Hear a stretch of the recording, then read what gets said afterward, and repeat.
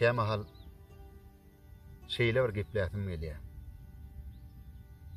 Küýseýän şeýlekin hemsirdaş adam. Dyýd oturup şol adam bilen geçmiş elipbiň hetçipläp adan ýa harpyna çenli düşürläsim gelýär.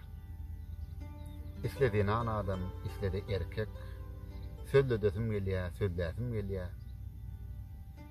Emma beýle döwlet duşdymy entek.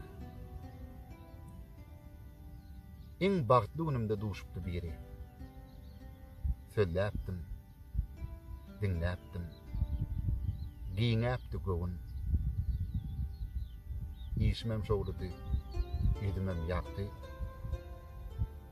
Ýüregimin urşudy başga da şowun. Kemal şeýle bir dymasym gelýär. Ne adam küýseýän, ne de bir gurrun. Dyýd oturup öz-özüm bilen gaýgym, söýgüm, ömrüm, aladam, döwrüm hakynda gurrunlar edesim gelýär. Özümden özgäni küýsän ok ýürek. Hep häzir nähili? Häzirem şeýle.